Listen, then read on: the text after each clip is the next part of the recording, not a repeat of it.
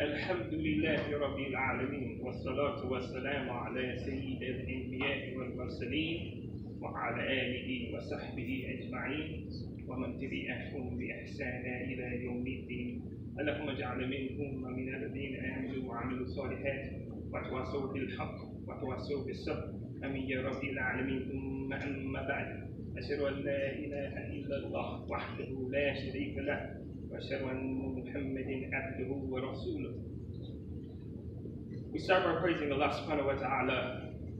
We praise Him and we thank Him for His never-ending blessings upon our lives and the lives of our families and our friends. And we ask Him to keep us guided on the straight path that leads straight to Him in the quickest way possible. And dear believers, I encourage us all to practice self-restraint in our lives. And when we encourage each other to the truth and to be patient in that encouragement. And I openly bear witness that there is no God but Allah subhanahu wa ta'ala. And I openly bear witness that Prophet Muhammad sallallahu alayhi wa sallam is the last final sealing messenger to the end of time. Dear believers, we start by contemplating, thinking about one of the greatest, most powerful, most uncontrollable creations of Allah subhanahu wa ta'ala, and that is fire. When fire is uncontrolled, it doesn't matter what's in its path. It will destroy anything. Houses, cars, the earth, the forests. There's so many wildfires happening right now. Every year it destroys millions upon millions of material, acres of land. Not to mention what it does in cities if a fire breaks out in a building or on a boat or something of that nature. The destruction is catastrophic. Now compare that to a fire, a campfire. A campfire controlled. Just imagine if someone was walking through the forest. They were bitterly cold and they had the tools to make a fire. That fire would be an essential component to saving that person's life. We as human beings, we cannot live without the fire. When it's controlled, it's the best thing. When it's out of control, it's nothing but destruction. Now, those two analogies can be used to describe anger. The anger that exists within us all, that we all showcase. When it's uncontrolled, when we're angry and all we see is red, anything in our path can get destroyed. It doesn't matter what it is. Relationships, physical things, you name it, can be destroyed by our anger. But controlled anger, like any emotion. You see, Allah subhanahu wa ta'ala, He gave us emotions. In anything Allah subhanahu wa ta'ala gives us, He gives it to us to help us. Take the emotion of fear. If you have the emotion of fear, it's healthy because it protects you. It'll tell you not to go down that dark alley at that time of night in that neighborhood. Fear will save you in that sense. Or the feeling of sadness. It's a human feeling that causes us to relate to each other so we can feel each other's pain. But too much fear will immobilize you. Too much fear will cause you to not be able to do anything. But we know a healthy amount of fear. Allah subhanahu wa ta'ala, He encourages us to have a healthy amount of fear. He says, إِنَّ الَّذِينَ يَخْشَوْنَ رَبَّهُمْ بِالْغَيْبِ لَهُمْ مَغْفِرَةٌ وَأَجْرٌ كَبِيرٌ. Those who have fear of their Lord, belief in the unseen, for them is a reward. So Allah subhanahu wa ta'ala is telling us, Have the fear, but don't have too much. With the sadness, with the empathy. If we have too much sadness, it drifts into depression. And that will destroy a man. Same with anger. Anger is not a useless emotion. We need anger. The start of any revolution that has ever happened in history started with anger. The downfall of any tyrant in history until now starts with anger. And dear believers, if we're at home and we see or we hear somebody creeping upstairs, somebody broke a window, somebody is in our house when they're not supposed to be, you know what? It's time to get angry. So we can do something about it. So anger protects us. But too much anger will destroy us. The Prophet sallallahu alaihi wasallam, there was a man who asked the Prophet, he says, what is the worst thing that one incurs concerning God? What is one of the worst things that one takes on concerning God? And the Prophet sallallahu alaihi wasallam, he says, his wrath. So the man goes deeper. He says, how do I avoid it? The Prophet sallallahu alaihi wasallam says, don't be angry. You see, in these teachings, we see there is a direct correlation between how we treat people and how Allah subhanahu wa ta'ala treats us. Just like the Prophet sallallahu alaihi wasallam, how he says, the people who look out for their brother, Allah will look out for them. Whoever makes a path easy for their brother, for education or something of that nature, Allah makes a path easy for the brother. So it's the same thing with anger. Sometimes we look at our lives and we say, man, why is everything going wrong? Why is it hard for me? But anger, dear believers, is something that we cannot leave unchecked. Ghadab is what it's called. And it's actually a disease of the heart. And if we know anything about the spiritual diseases of the heart, they're like the physical diseases. So just imagine if you had some type of disease, may Allah protect us from that. And somebody asked you about it. And they say, brother, what's going on with that disease? Or sister, mashallah, how's that disease? There will be questions after that if the person says, well, I just left it alone. I'm doing nothing about it. But that's how we act towards our anger. Sometimes we just tell people, you know what? I just have a bad temper. And we don't do anything to control that. But doing that will add barakas to our life, bounty, blessings from Allah subhanahu wa ta'ala.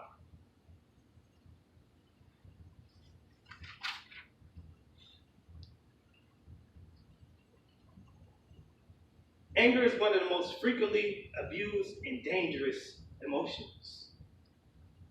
You hear it all the time, and you see it in the news. How many times have we seen a life change like that because of a fit of anger?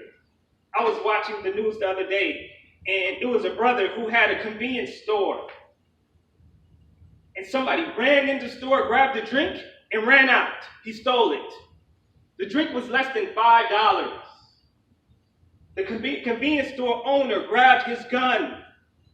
The brother was far gone. He ran outside. The brother was far ahead of him. He shot one time at the brother. Then he went back in his convenience store and started ringing people up just like, he just had a fit of rage. But that one bullet hit the brother in his leg. It hit an artery. The brother started bleeding, so he stopped to rest in an alley. The brother eventually bled to death.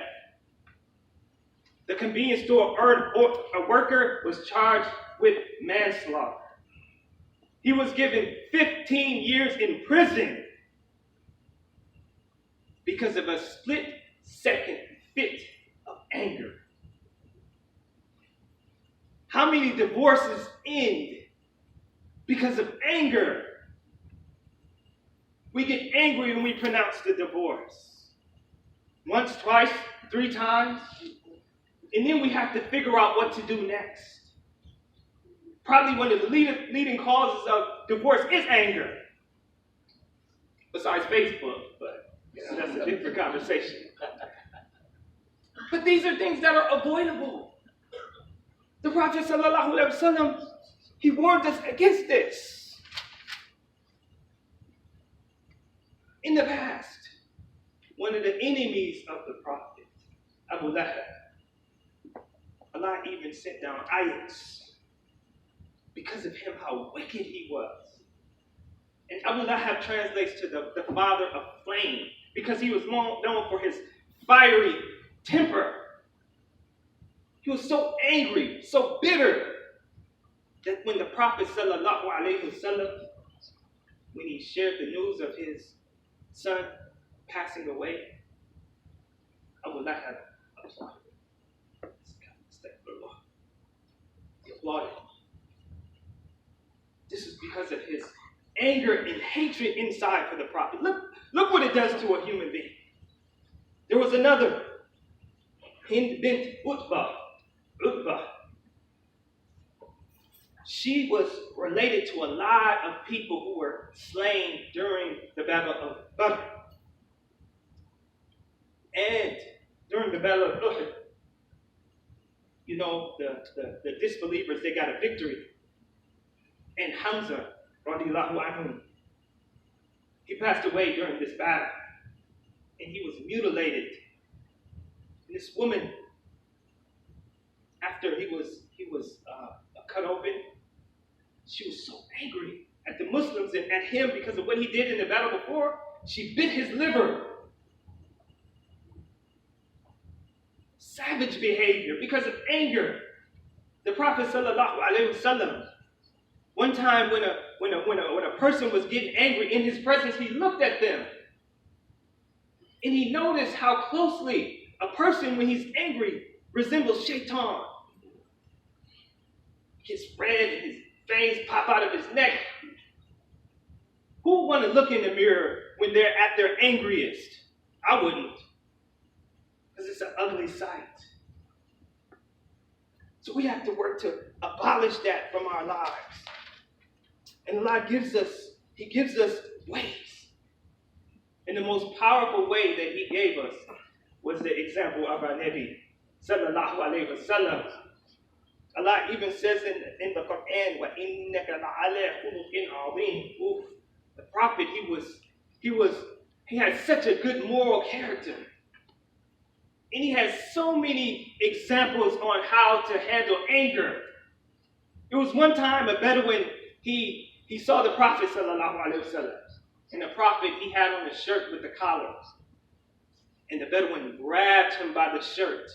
And he grabbed him so hard that the collar made an indent on his neck. And the Bedouin says, Prophet of Allah, give me some of that money that Allah gave you, some of the bounty of war.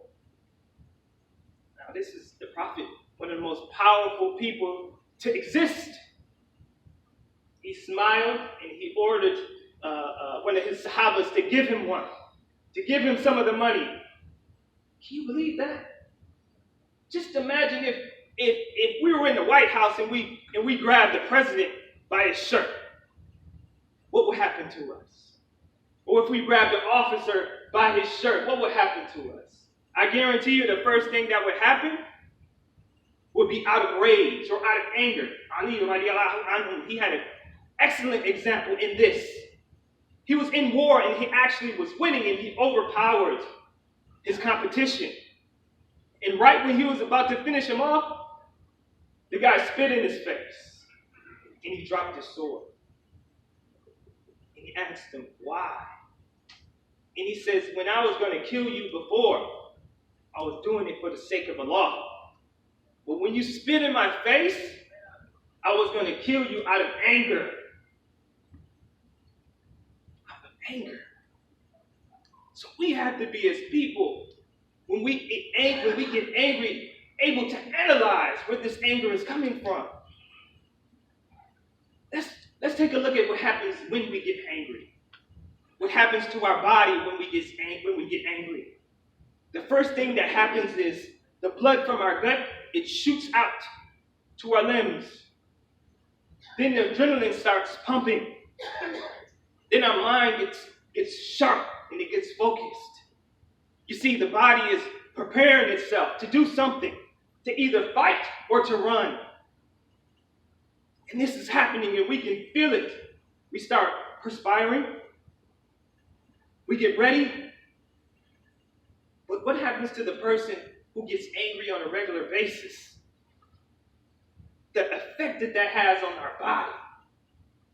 You know, getting angry too much, it weakens your immune system. Getting angry too much causes depression. Getting angry too much causes insomnia.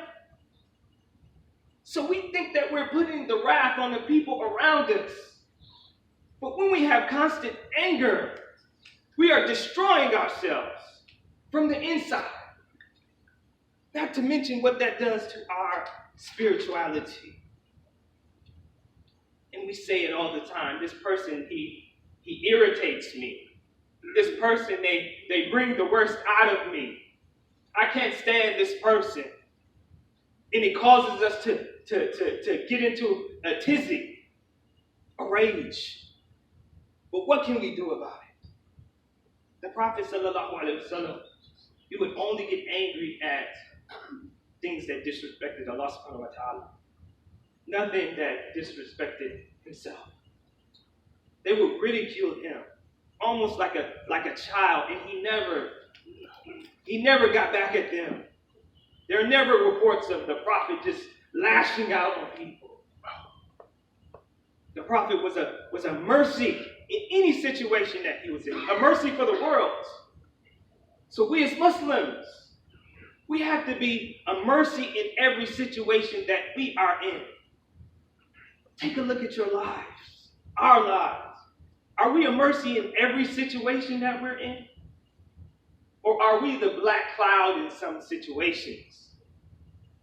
When we get off work and we have a long day, do we bring down the energy of the house? Are we a mercy to our wives? Are we a mercy to our children? All of these things can be achieved if we work on ourselves. أقول قولي هذا واستغفر الله عليكم لسائر المسلمين فاستغفروه إنه هو الغفور الرحيم.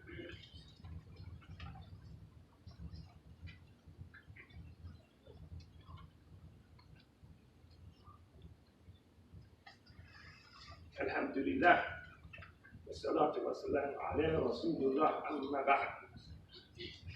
Dear believers,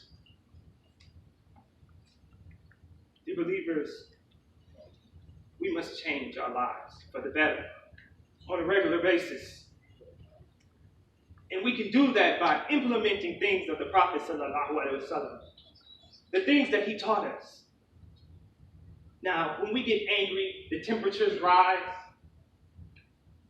Our physical temperatures rise. We get angry, that rises. And people automatically, they want to stand up. You see, when people get hot, they want to do something about it. But the Prophet, he told us when we get angry, we need to sit down. And if that doesn't work, we need to lie down. We got to take these advices. Because if we're sitting down, we can't lash out at people. We can't do anything that we might regret. So that actually gives us an advantage in this situation. Not to mention, the Prophet ﷺ, he says, when we get angry, we must ask for refuge from shaitan. It's one of the things we must do. And we have to be due diligent in this. We have to counsel others in this. And we have to be able to take counsel in this. Because when we're angry, if someone says, ask for refuge from shaitan, we think that they're calling us shaitan. And sometimes that gets us angrier, but no. In that fit of anger, we have to have calm, resolve. Not to mention, it strengthens us. The Prophet ﷺ, he says the strong man is not the one who can overpower the other man. The strong man is the one who can control his anger. You see, this is something that we can beat. And as time goes on, monitor ourselves. Look at situations where we normally would have gotten angry. Reflect on that. We need to get better. Allah says in the Quran, those who spend in Allah's cause in adversity, who repress their anger and who pardon the people, Allah loves the doers of good. So, not getting angry is actually something that helps the taqwa that we have. It's encouraged by Allah subhanahu wa ta'ala. So these are the things we should think about in the midst of our rage. Not to mention, one of the things that helps us with anger is to keep silent. Don't say too much. Try to limit your words when you're angry. Not moving. Try to stay still. Don't move around too much. When you feel yourself get angry, try to be as still as possible. And like I said, monitor your progress. Let's try to smile more. Let's try to make more dua for the people who get us angry. For ourselves. These things help. And as we go on, look at your progress. Bring Allah into the situation. Bring the Sunnah into the situation. And you see how that situation will get helped. Dear believers, I pray that Allah blesses us to control our anger. I pray that Allah blesses us to walk on this path with humility. I pray that Allah blesses us to be positive role models of our families, our communities, and ourselves. I pray that we continue to learn to be obedient slaves of Allah. I pray that Allah blesses us to be among the few that are actually grateful to Him. اللهم صل على محمد وعلى آل محمد كما صليت على إبراهيم وعلى آل إبراهيم حميد مجيد. اللهم بارك على محمد وعلى آل محمد كما باركت على إبراهيم وعلى آل إبراهيم. إن الله وملائكته يصلون على النبي يا أيها الذين آمنوا صلوا عليه وسلموا تسليما. أقيموا الصلاة. One announcement before we pray. On the 29th of September, we will be starting an Islam 101 class. And the sign up for that class is downstairs in a notebook. And if you have any questions, see me afterwards.